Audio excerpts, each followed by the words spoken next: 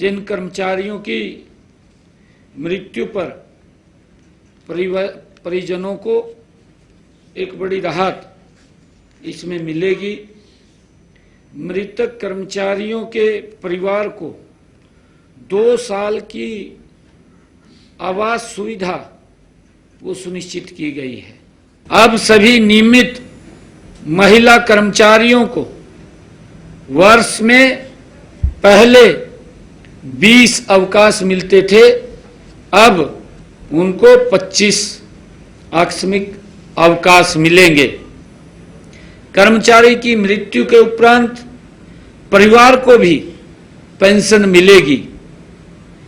10 या अधिक वर्ष की सेवा पूरी करने के बाद प्रति माह 10,000 रुपये का न्यूनतम गारंटी पेंशन मिलेगी। आज की मंत्रिमंडल की बैठक में 33 एजेंडे रखे गए, जिसमें एक एजेंडा डेफर किया गया।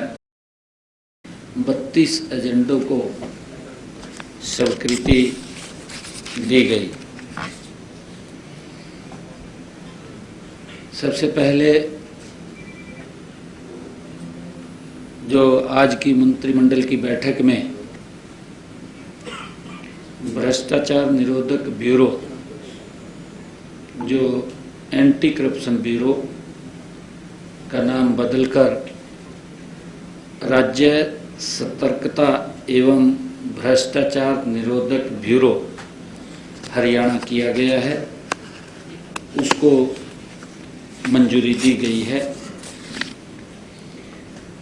और भूमि जो ई भूमि पॉलिसी 2025 को भी मंजूरी दी गई। जो भूमि खरीद नीति है,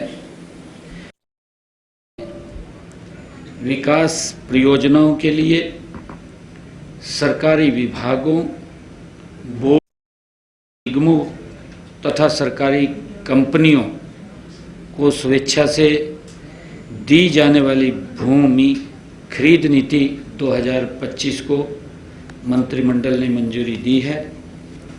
भूमि के एकत्रीकरण के लिए एग्रीगेटर को भी प्रोत्साहन देने तथा ऑनलाइन पोर्टल के माध्यम से उनके पंजीकरण से संबंधित प्रावधानों को इस नीति में शामिल किया गया है। और इस नीति में जो भूमि मालिक है, अपनी भूमि की स्वयं पेशकश करके और उसका अधिकतम मूल्य प्राप्त कर सकते हैं। और नीति में विभिन्न प्रावधान भी इसमें किए गए हैं कि भूमि मालिक अपने हिस्से की आंशिक या पूर्ण रूप से उसको बेच सकता है। अगर छोटा भाग भी उसका बेचना चाहे तो वो भी बेच सकता है, जिसका पहले की नीति में प्रावधान नहीं था। अब ये भी निर्णय किया गया है कि सड़क परियोजनाओं के लिए, क्योंकि कई बार ई भूमि के ऊपर हम भूमि खरीदते हैं और बीच में कुछ जमीन का टुकड़ा रह जाता और नहीं मिल पाती। मंत्रिमंडल ने निर्णय किया है कि जो NHAI की नीति है, सड़क की परियोजना के लिए भूमि के अधिग्रहण करने की जो NHAI की नीति है, उस मॉडल को अपनाने पर विचार किया जाएगा। इसके ऊपर भी वो चर्चा हुई है। इसके अलावा प्रस्तावित भूमि तक 5 क्रम का जो पहुंच मार्ग है, अप्रोच रोड है, वो सुनिश्चित करने का प्रावधान भी किया गया है। एग्रीगेटर को सुविधा शुल्क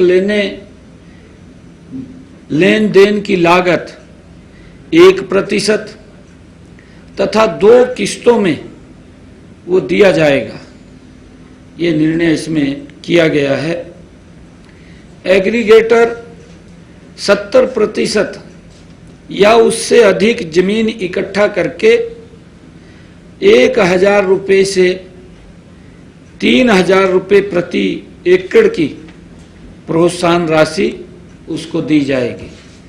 अगर एग्रीगेटर जैसे हमने IMT के लिए कहीं भूमि लेनी है तो लगभग उस भूमि का अगर 100 एकड़ लेनी है या 500 एकड़ लेनी है, 1,000 एकड़ लेनी है, तो उसका लगभग 70% भूमि वो उसके ऊपर पोर्टल पे लगवाएगा और उसको 1% का 3,000 रुपये प्रति एकड़ उसको दिया जाएगा और 70% तक जब तक वो इसको अपलोड करेगा तब तक वो 100 एकड़ तक, क्योंकि उसने घूम करके वो लगवाना होता है, 100 एकड़ तक उसका पहले फर्स्ट किस्त में दिया जाएगा और बाकी जब उसका व्यक्ति के साथ वो सिरे चढ़ेगा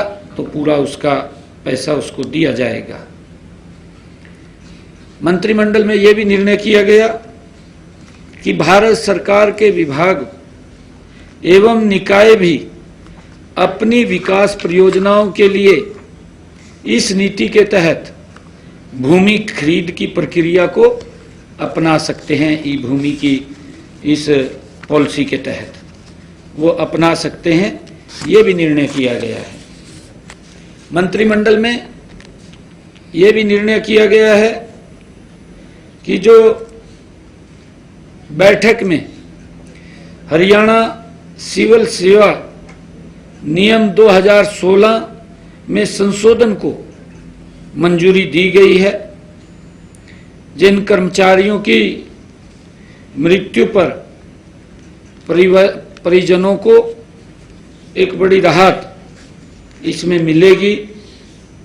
मृतक कर्मचारियों के परिवार को 2 साल की आवास सुविधा वो सुनिश्चित की गई है, क्योंकि जो कर्मचारी सर्विस में होता था और उसके पास सरकारी आवास होता था, अगर दुर्घटना हो जाती थी तो परिवार को दिक्कत आ जाती थी, तो उसको 2 साल के लिए सुनिश्चित किया है। सेवा के दौरान किसी सरकारी कर्मचारी की अगर मृत्यु होने पर अब मृतक परिवार को आवास भत्ता ये 2 वर्ष की अवधि के लिए मिलेगा, जो पहले 1 साल के लिए मिलता था।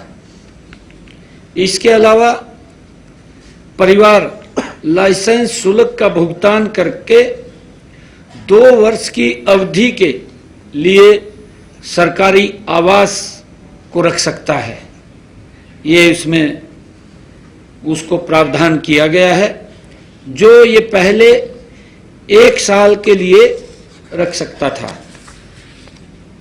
मंत्रिमंडल में यह भी निर्णय किया गया है कि जो हमारे सेवानिवृत्त कर्मियों को वित्तीय राहत देने के लिए निर्णय किया गया है। बैठक में हरियाणा सिविल सेवा नियमों में संशोधन को भी मंजूरी दी गई है और ये नियम 19 जुलाई 2016 से प्रभावी माने जाएंगे। सेवानिवृत्ति के समय सरकारी कर्मचारियों द्वारा आवंटन की गई पेंशन की राशि को सेवानिवृत्ति की तिथि से 15 वर्ष पूर्ण होने पर ये पुनः बहाल कर दिया जाएगा। जो पहले 15 साल तक जब तक ब्याज सहित उस पेंशन राशि की रिकवरी हो जाए तब तक वो कटौती का प्रावधान था। यह निर्णय पेंशन के लंबे समय से चली आ रही मांगों के अनुरूप लिया गया है और इसका उद्देश्य सेवानिवृत्त कर्मचारियों को अधिक वित्तीय सुरक्षा प्रदान करना है, क्योंकि कर्मचारियों की जो ये पेंशन थी, पहले ये 15 साल तक वो थी, अब इसको 15 साल तक और उसके आगे भी था, परंतु अब इसको 15 साल तक सुनिश्चित किया है। कर्मचारियों के लिए एकीकृत पेंशन योजना, उसको भी जो यूपीएस, उसको भी लागू को मंजूरी दी गई है। हरियाणा के कर्मचारी जो वर्तमान में न्यू पेंशन स्कीम में शामिल हैं, उनको भारत सरकार की तर्ज पर यूपीएस का भी ऑप्शन देने का फैसला मंत्रिमंडल ने किया है। यह एक ऐतिहासिक कदम है और यह योजना 1 अगस्त 2025 से ये प्रभावी होगी। यूपीएस में सेवानिवृत्ति के समय आखिरी के 12 महीने के औसत वेतन का 50% पेंशन मिलेगी। कर्मचारी की मृत्यु के उपरांत परिवार को भी पेंशन मिलेगी। 10 या अधिक वर्ष की सेवा पूरी करने के बाद प्रति माह 10,000 रुपये का न्यूनतम गारंटी पेंशन मिलेगी। ये फैसला किया गया है। इस निर्णय से 1 जनवरी 2006 या उसके बाद सरकारी सेवा में आए 2 लाख से अधिक कर्मचारियों को सुनिश्चित पेंशन का लाभ मिलेगा। इस योजना का उद्देश्य सरकारी कर्मचारियों को सुनिश्चित पेंशन, पारिवारिक पेंशन प्रदान करना है। नई एकीकृत पेंशन योजना यूपीएस के तहत 25 साल की सेवा पूरी कर चुके राज्य सरकार के कर्मचारियों को सेवानिवृत्ति से पहले 12 महीने के दौरान प्राप्त औसत मूल वेतन का 50% पेंशन मिलेगी। कर्मचारियों के पास यूपीएस या एनपीएस योजना को जारी चुनने का विकल्प होगा। मंत्रिमंडल में यह भी निर्णय किया गया है कि जो हमारी महिला कर्मचारियों को जो अतिरिक्त अवकाश का लाभ देने की मैंने अंतर्राष्ट्रीय महिला दिवस के अवसर पर पंचकुला में यह घोषणा की थी कि महिला कर्मचारियों के लिए आकस्मिक अवकाश बढ़ाए जाएंगे। इस संबंध में भी आज मंत्रिमंडल की बैठक में सरकारी विभागों, बोर्डों, निगमों में कार्यरत नियमित महिलाओं कर्मचारियों को अतिरिक्त आकस्मिक अवकाश प्रदान करने के लिए हरियाणा सिविल सेवा नियमों में संशोधन को मंत्रिमंडल ने मंजूरी दी गई है। अब सभी नियमित महिला कर्मचारियों को वर्ष में पहले 20 अवकाश मिलते थे, अब उनको 25 आकस्मिक अवकाश मिलेंगे। ये निर्णय किया गया है। इसके अलावा जो हमारे हरियाणा कौशल रोजगार निगम की महिला कर्मचारियों को भी 1 दिन का अतिरिक्त अवकाश मिलेगा। ये भी निर्णय मंत्रिमंडल की बैठक में किया गया है।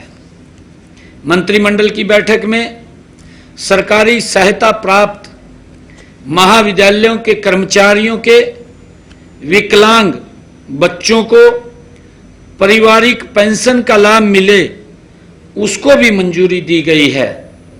बैठक में हरियाणा संबद्ध महाविद्यालय नियमों में संशोधन किया गया है।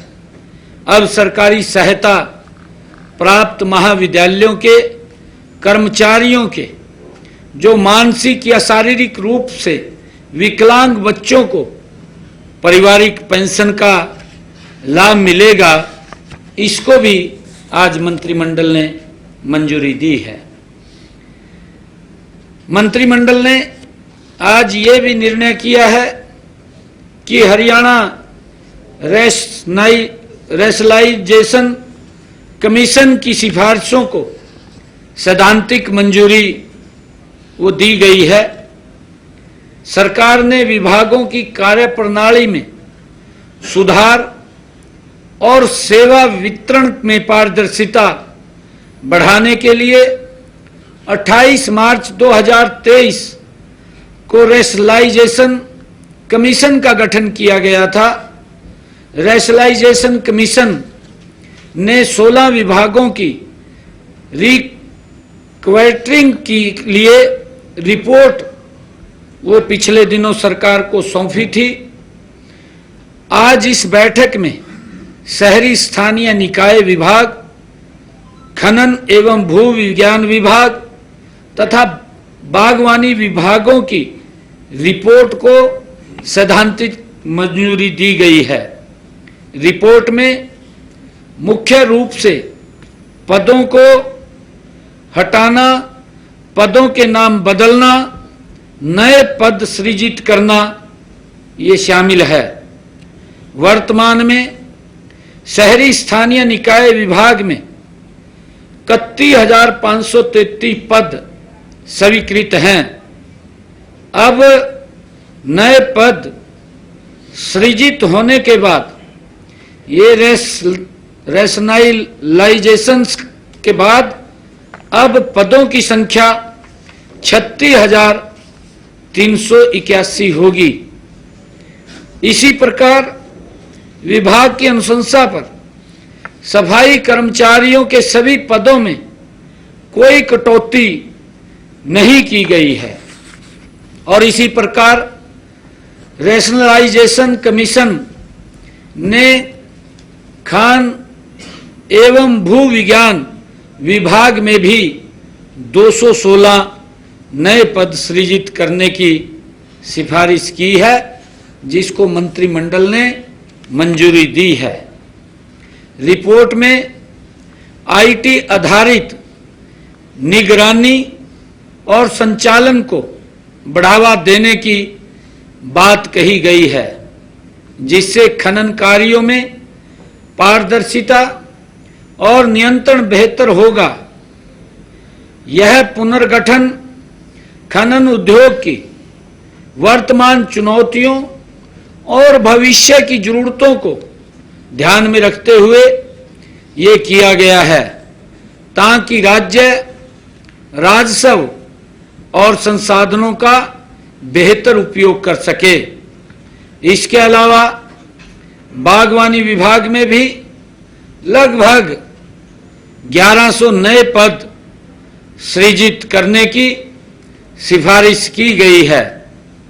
इस प्रकार पदों की संख्या बागवानी विभाग में 2111 हो जाएगी।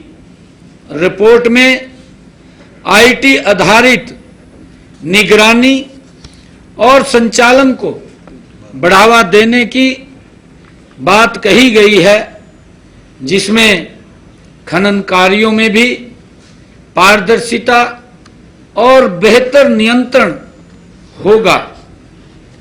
और इसी प्रकार मंत्रिमंडल में ये भी मंजूरी दी गई है कि जो युद्ध में हताहतों के आश्रितों को अनुकंपा के आधार पर नौकरी देने का निर्णय किया गया है।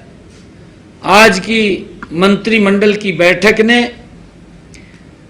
8 शहीदों के आश्रितों को सरकार की नीति के अनुसार अनुकंपा आधार पर युद्ध में हताहत हुए सैनिक, अर्धसैनिक के आश्रित मृतक के पद आधार पर ग्रुप बी, सी या डी पदों पर नियुक्ति के लिए पात्र हैं।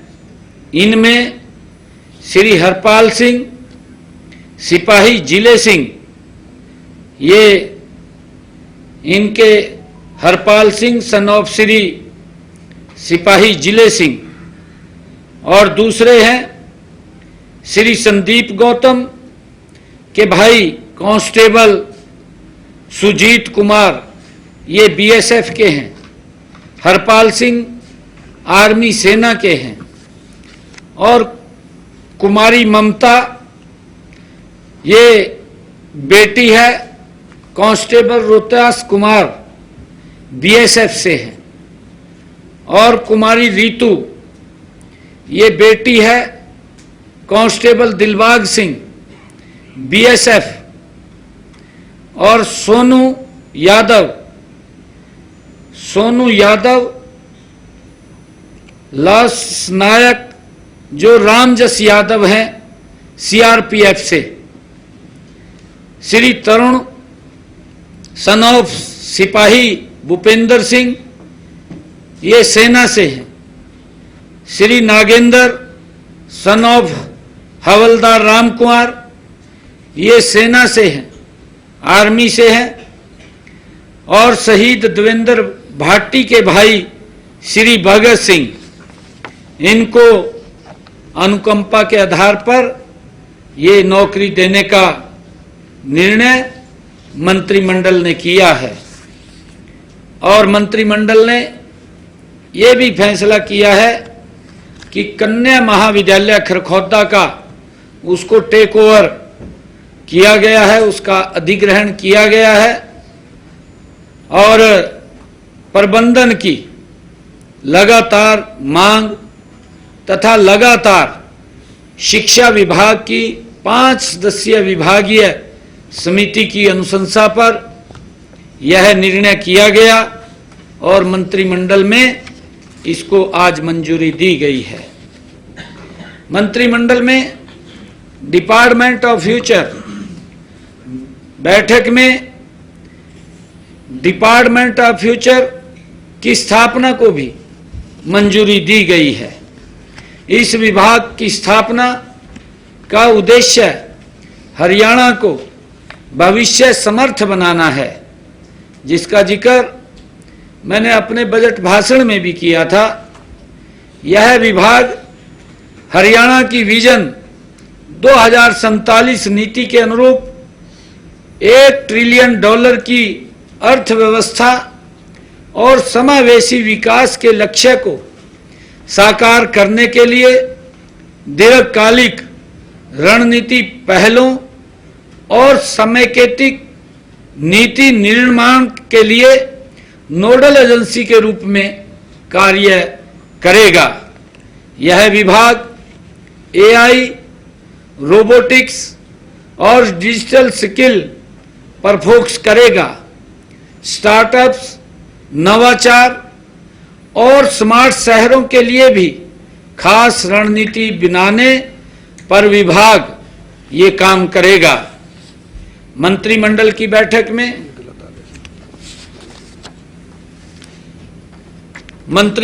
बैठक में हमारी सरकार ने ये जो अपने संकल्प पत्र में भी कहा था कि युद्ध में जो शहीद हुए हैं, ऐसे शहीद होने वाले सैनिक तथा अर्धसैनिक बलों के बच्चों को 6ठी से 12वीं कक्षा तक बच्चों को हमने कहा था कि उनको 60,000 रुपये हम स्कॉलरशिप देंगे और स्नातक को 72,000 रुपये और स्नातकोत्तर को 96,000 रुपये वार्षिक छात्रवृत्ति प्रदान करने का हमने अपने संकल्प पत्र में जिक्र किया था। हमने कहा था कि हम इसको पूरा करेंगे।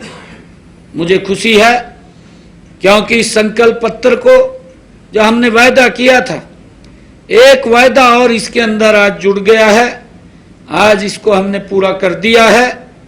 आज मंत्रिमंडल ने इस छात्रवृत्ति योजना को स्वीकृति प्रदान की गई है।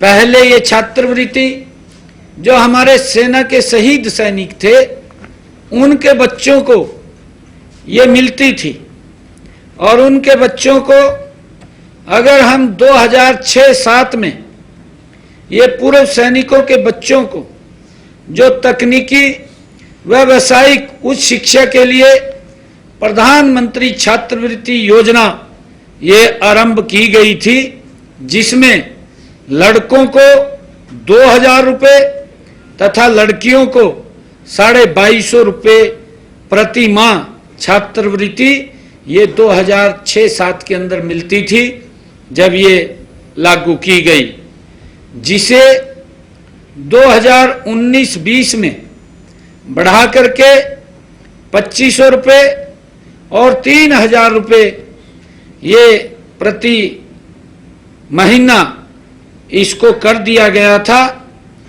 और हरियाणा सरकार ने शहीद सैनिकों के साथ साथ मैंने जो बताया है कि पहले इस योजना का लाभ जो हमारे सेना के आर्मी के जवान जो शहीद हो जाते थे उनके बच्चों को मिलता था, परंतु अब अर्ध सैनिकों के बच्चों को भी इसमें शामिल किया गया है कि जो हमारे अर्ध सैनिक बलों के जो शहीद हो जाते हैं जवान, उनके बच्चों को भी इस ऐतिहासिक छात्रवृत्ति योजना के साथ उनको जोड़ा गया है। अब जैसे मैंने बताया है कि हमने अपने संकल्प पत्र में जो कहा था कि अब जो मंत्रिमंडल ने मंजूरी दिया है, अब 6ठी से 12वीं तक के कक्षा के बच्चों को 60,000 रुपये और स्नातक के बच्चों को 72,000 रुपये, स्नातकोत्तर के बच्चों को 96,000 रुपये वार्षिक ये छात्रवृत्ति दी जाएगी। ये निर्णय मंत्रिमंडल की बैठक में लिया गया है।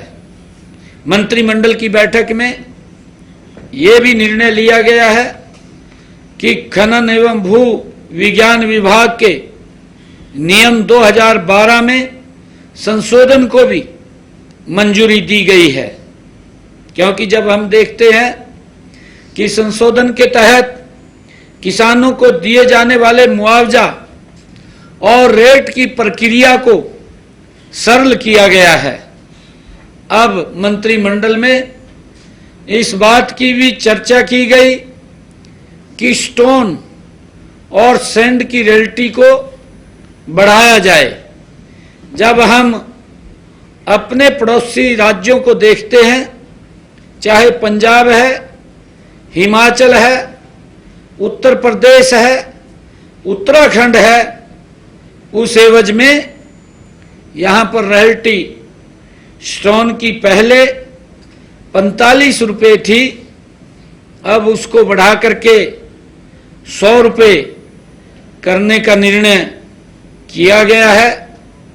जबकि जो सैंड की रॉयल्टी थी वो पहले 40 रुपये थी, अब उसको बढ़ा करके 80 रुपये किया गया है।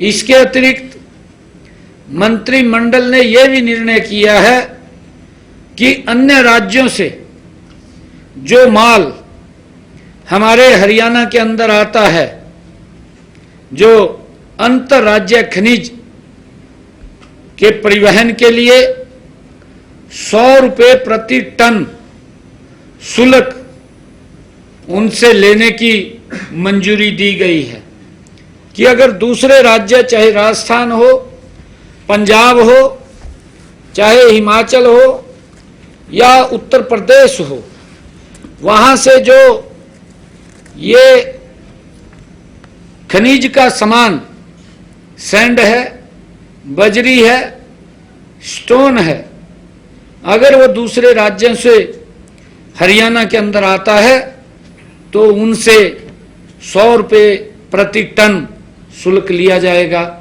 इसको भी मंजूरी दी गई है। जैसा मैंने बताया है कि आज मंत्रिमंडल ने जो 33 एजेंडे आज रखे गए थे, उनमें से 32 एजेंडे आज स्वीकृत किए गए हैं, एक एजेंडा डेफर किया गया है। और ये जो कार्य किए हैं, इनमें सभी कार्यों में मंत्रिमंडल ने उसको मंजूरी दी है। सर, एक डिसीजन लेना था एससीएस अधिकारी अश्विनी कुमार को, जो रिटायर करना था, जिनके खिलाफ भ्रष्टाचार के आरोप भी लगे थे, वो भी एजेंडा जो है वो कैबिनेट में रखा जाना था, उस पर भी कोई डिसीजन हुआ है? हाँ, उसको डिसीजन हुआ है, उसको परमानेंट रिटायरमेंट के लिए भेजा है।